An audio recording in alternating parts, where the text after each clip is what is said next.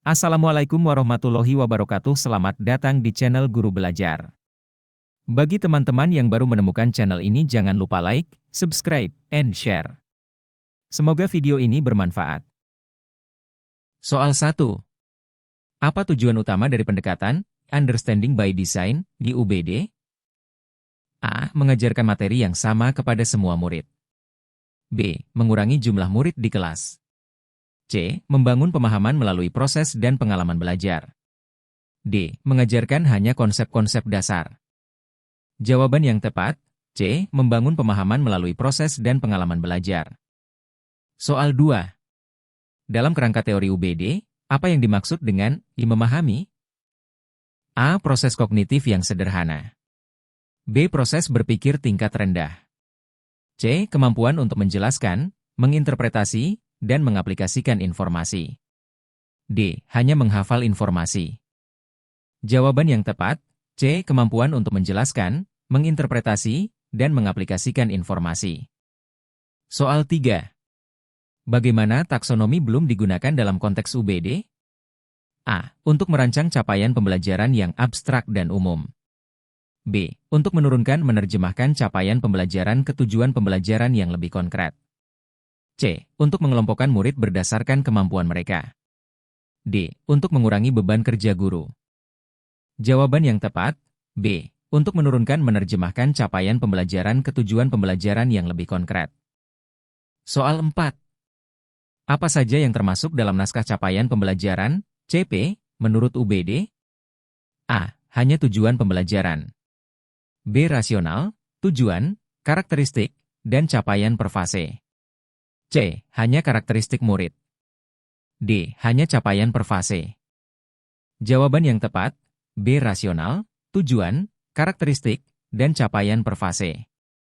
Soal 5. Mengapa pemahaman dalam UBD dianggap bukan sebagai proses berpikir tingkat rendah?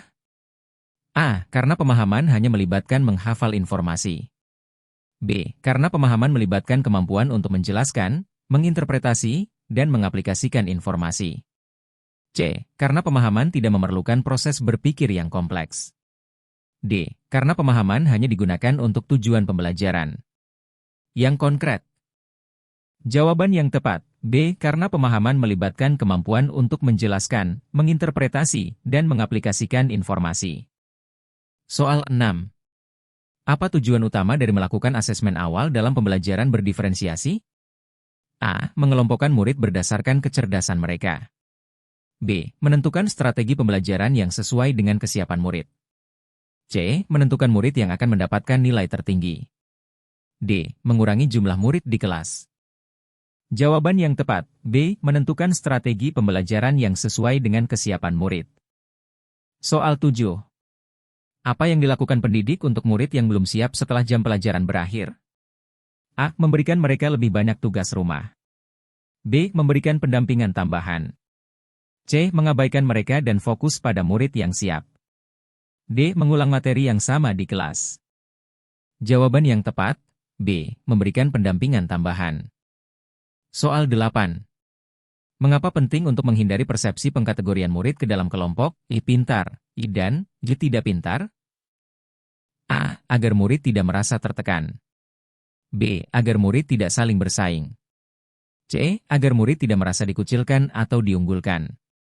D. Agar murid lebih fokus pada pelajaran. Jawaban yang tepat, C. Agar murid tidak merasa dikucilkan atau diunggulkan. Soal 9. Bagaimana cara pendidik menyesuaikan materi untuk murid yang perlu bimbingan? A. Memberikan mereka seluruh topik untuk dipelajari. B. Meminta mereka mengulang materi yang sudah dipelajari. C. Fokus pada 3 poin penting dari materi. D. Membiarkan mereka belajar secara mandiri. Jawaban yang tepat, C. Fokus pada 3 poin penting dari materi.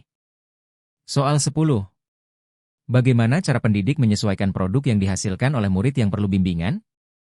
A. Meminta mereka mengumpulkan 5 lembar hasil kerja mandiri. B. Meminta mereka bekerja kelompok dan mengumpulkan 1 lembar hasil kerja. C. Meminta mereka mempresentasikan hasil kerja menggunakan PowerPoint. D. Meminta mereka mengulang materi yang sudah dipelajari. Jawaban yang tepat, B. Meminta mereka bekerja kelompok dan mengumpulkan satu lembar hasil kerja. Soal 11. Teknik asesmen apa saja yang dapat digunakan pendidik untuk asesmen sumatif? A. Hanya tes tertulis. B. Tes tertulis dan lisan saja. C. Observasi dan performa saja. D. Beragam teknik seperti tes, observasi, dan performa. Jawaban yang tepat, D. Beragam teknik seperti tes, observasi, dan performa. Soal 12. Mengapa penting bagi pendidik untuk menggunakan berbagai teknik asesmen? A. Agar penilaian lebih subjektif. B. Agar penilaian lebih terfokus pada hasil akhir. C. Agar informasi dan umpan balik mengenai kemampuan peserta didik lebih kaya dan bermanfaat. D. Agar pendidik tidak perlu membuat perencanaan asesmen. Jawaban yang tepat, C. Agar informasi dan umpan balik mengenai kemampuan peserta didik lebih kaya dan bermanfaat. Soal 13. Apa yang perlu dilakukan pendidik yang mengembangkan sendiri rencana pelaksanaan pembelajaran dan atau modul ajar? A. Tidak perlu merencanakan asesmen. B. Merencanakan asesmen formatif yang akan digunakan. C. Menggunakan modul ajar yang disediakan. D. Hanya menggunakan tes tertulis untuk asesmen. Jawaban yang tepat, B. Merencanakan asesmen formatif yang akan digunakan. Soal 14. Apa prinsip utama yang harus dipahami pendidik dalam melakukan asesmen? A. Penilaian dilakukan secara subjektif. B. Penilaian dilakukan secara objektif. C. Penilaian dilakukan hanya dengan tes tertulis. D. Penilaian dilakukan tanpa observasi. Jawaban yang tepat, B. Penilaian dilakukan secara objektif. Soal 15. Prinsip pengajaran yang baik adalah A. Mengutamakan hafalan. B. Menggunakan metode ceramah saja. C. Memfasilitasi pembelajaran aktif. D. Mengabaikan umpan balik dari siswa.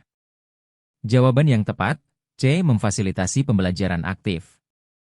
Soal 16. Apa yang dimaksud dengan asesmen formatif? A. Penilaian yang dilakukan di akhir semester. B. Penilaian yang dilakukan untuk menentukan kelulusan. C. Penilaian yang dilakukan secara berkelanjutan untuk memantau kemajuan belajar siswa. D. Penilaian yang dilakukan hanya sekali di awal pembelajaran. Jawaban yang tepat C. Penilaian yang dilakukan secara berkelanjutan untuk memantau kemajuan belajar siswa. Soal 17. Salah satu tujuan dari asesmen sumatif adalah A. Mengidentifikasi kelemahan siswa secara individu. B. Memberikan umpan balik harian. C. Menentukan nilai akhir siswa. D. Menyusun rencana pembelajaran harian. Jawaban yang tepat C. Menentukan nilai akhir siswa. Soal 18. Pendekatan pembelajaran yang menekankan keterlibatan siswa secara aktif dalam proses belajar disebut A. Pembelajaran pasif. B. Pembelajaran tradisional. C. Pembelajaran partisipatif. D. Pembelajaran individual. Jawaban yang tepat C. Pembelajaran partisipatif. Soal 19. Apa yang dimaksud dengan diferensiasi dalam pengajaran? A. Mengajarkan materi yang sama dengan cara yang sama kepada semua siswa. B. Menggunakan satu metode pengajaran untuk semua siswa. C. Menyesuaikan metode pengajaran dan materi sesuai dengan kebutuhan, minat, dan kemampuan siswa. D. Mengabaikan perbedaan individu di antara siswa. Jawaban yang tepat C. Menyesuaikan metode pengajaran dan materi sesuai dengan kebutuhan, minat, dan kemampuan siswa. Soal 20. Apa tujuan utama dari pendekatan pengajaran Teaching at the Right Level, TRL? A. Mengelompokkan murid berdasarkan usia mereka. B. Mengajarkan materi yang sama kepada semua murid. C. Mengajarkan sesuai dengan tingkat kemampuan murid. D. Mengurangi jumlah murid di kelas. Jawaban yang tepat C. Mengajarkan sesuai dengan tingkat kemampuan murid.